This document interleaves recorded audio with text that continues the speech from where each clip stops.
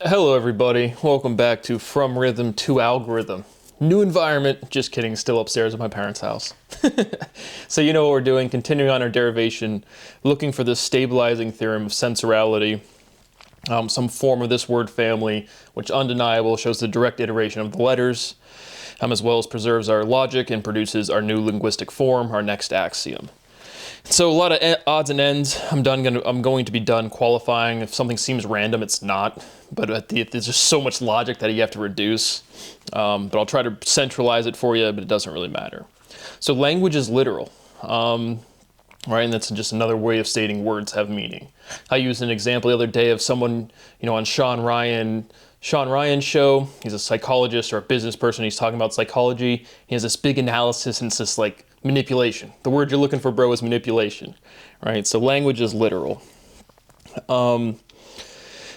But what I'm saying is that language is literal is a theorem, or is a truth, a fact, that kind of encompasses everything I'm saying of, rhythm, motion in rhythm creates, and then you break that rhythm and it creates another sound. It's like language is literal. Sensorality is literality. Literal, literate. All right, literate, iterate. Right. Sensorality is literacy. But what is literality? And what is literal? It's empirically true. Because we're kind of at the point of this proof where it's like words have meaning and you can't break it down anymore. We've shown you this complete reduction of this word family, and now we're building it back up and trying to find the stabilizing thing. Speciality is illiterate. Speciality is racy. Self-sufficient is self-contained. So I had to cringe at myself and use one of these awkward word forms where, again, I'm a person and then I say self. So it's this weird, cumbersome aspect of generality of language, and then I'm referring to myself, the great I. Go fuck me, so I'm joking. But what is the relationship of containment and completeness?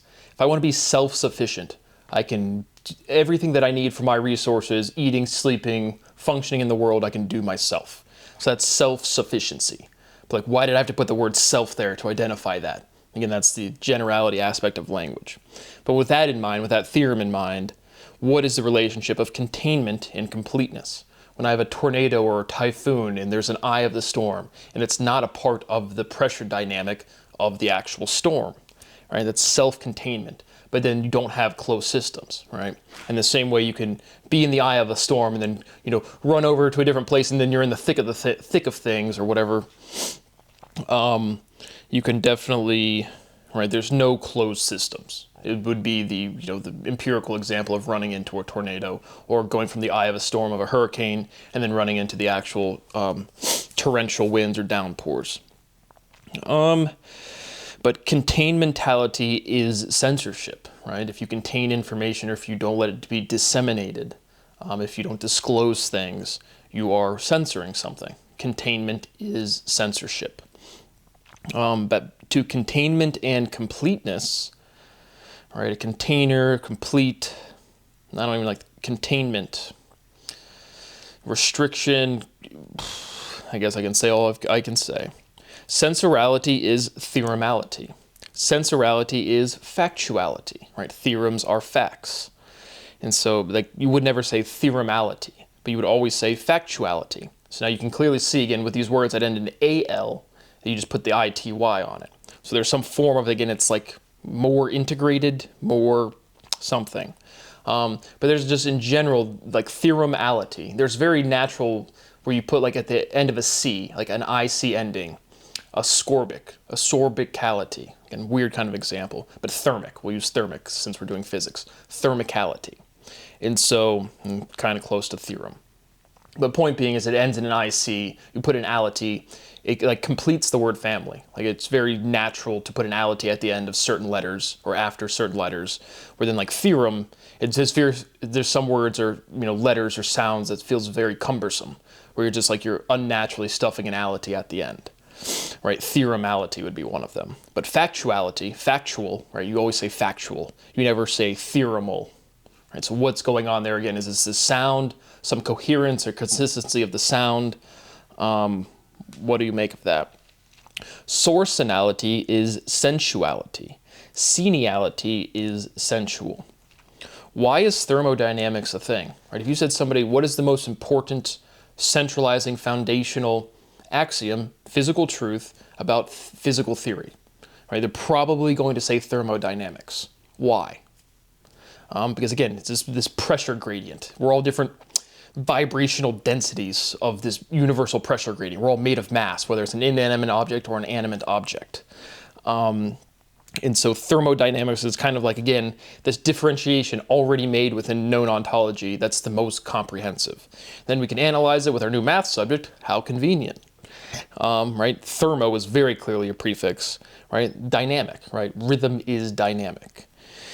And so that's like the same way slang from like the 60s, when you say that's groovy, right? Just groovy, that's groovy. You're literally referencing rhythm, right? Rhythm forms a groove.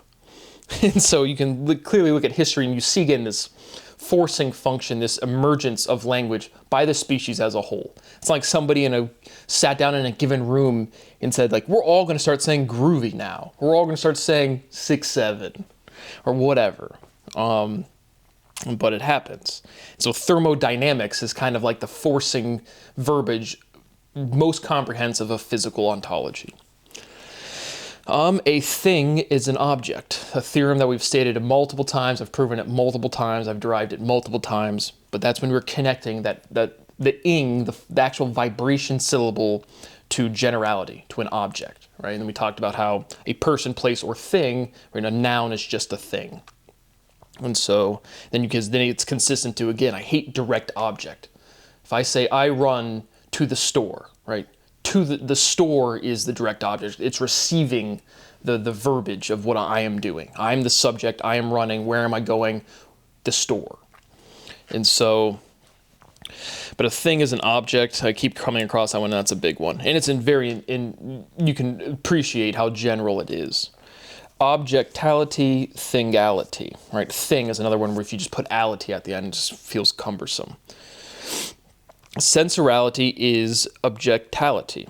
Sensorality is jectality. Just logically exhausting this whole word family. Object, objection. Sensorality objects. Is there any, we're about to wed the husband and the bride. Are there any objections? Objection, objection. Sensorality objects. To object is to disagree. Disagree is dissonant. And we're back to, again, resonance is coherence.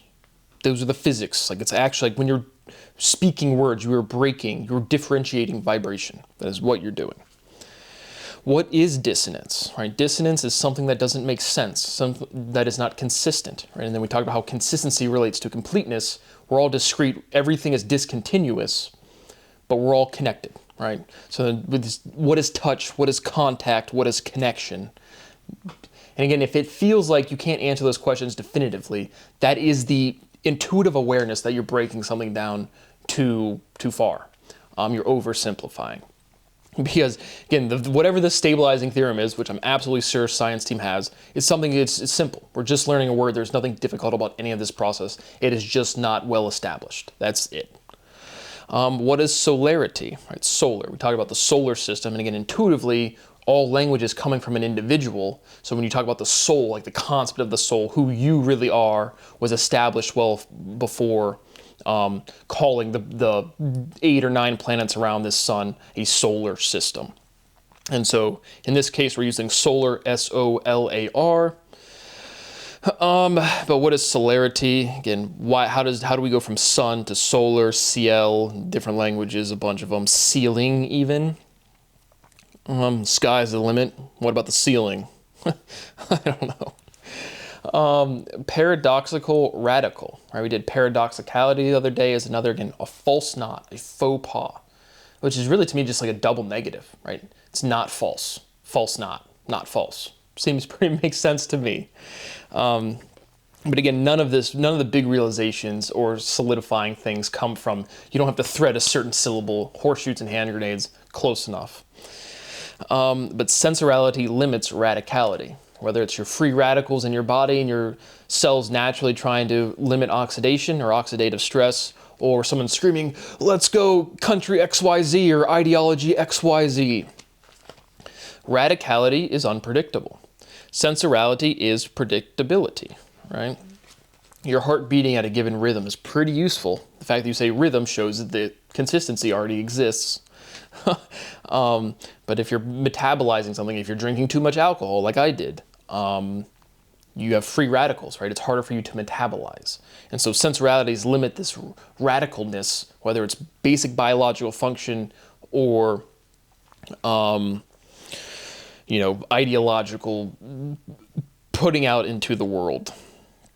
Sensorality, or then from predictability, dictability is dictionality, right? Diction. Sensorality dictates. Sensorality is dictality. What's dictality? Use your imagination. 3 to 5 paragraph essay. A generation is an iteration, right? I'm a younger millennial. Many of you out there are boomers. Die off. Excuse me, I just had a cough there. Gen Z or Gen Alpha, right? They're iterations of life, very literally. No explanation needed. Sensorality is conscientious. There's another one of these words clearly, linguistically clearly in the word family.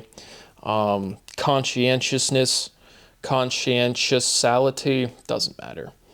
But again, just logically exhausting the word family. Sensorality arbitrages. And this is another interesting economic perspective that I'll do something on. But just how does arbitrage play out on the global economic scale is definitely a fruitful conversation. If everybody wants object A and I can buy object A over here and I can move it, I can get it over there and it's worth less. And a lot of times arbitrage is just discrepancy of like countries or like brokerages, arbitrage is a huge economic concept that is definitely open. But just in general, if I can buy something and sell it into a different market and it's the same thing and it's just, I want to say arbitrage exists because of the supply chains, right? Because again, if I'm arbitraging currencies and I buy one currency and it's just, a fraction of a penny less on another exchange and you do it at volume, you can make tremendous amount of money. And it's simple. It's the most direct assessment of inefficiency. And so arbitrage to supply chain is a very interesting economic. Again, that's what I want to say, commodities futures to currencies, to me is really what I want to get into for trading, which I think has the most potential, more so than a given equity market by a lot.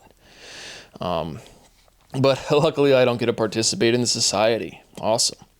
Sensorality is arbitrary, right? Life is serendipitous. It just kind of happens. All right, now, is anything really arbitrary? Again, no. Arbitrary is kind of another manifestation of randomness. Nothing is truly random. But is it sufficiently random? Yes. Is it sufficiently arbitrary? Yes. Timing is dating. And again, am I dating? Clearly not. It stinks. Nobody wants to play with Brad's wee-wee. How sad. But again, dating, timing, what is a calendar? All right, what is calendarity? And then again, another one of these ends in AR, ends in AL, ends in A something, and then you put it to ality, again, you already have that A to it, some consonants, and then ITY. But calendars are very big throughout history. Census, consensus, right? Sentiment produces consensus. Census is just like counting people. Obviously, it's big historically, but yeah, again, just clear linguistic relationship. And then finally, our final theorem of today, or at least right now, algorithms censor, right? We've isolated this variable algorithm from rhythm to algorithm. Rhythm is well defined. You can't turn on a sports channel without hearing somebody blurt it out. What is an algorithm? Some manifestation of a choice. Individuals training technology to execute decisions. So we have some sort of interfacing. Our user interface, that's kind of where that phrasing comes from. And now, do algorithms censor? And logically, everyone would be like, yes, when we put up a YouTube video, an algorithm is doing some sort of sorting process. And so we're just, again, trying to find the stabilizing theorem. So thank you for watching, and I will see you on the next one.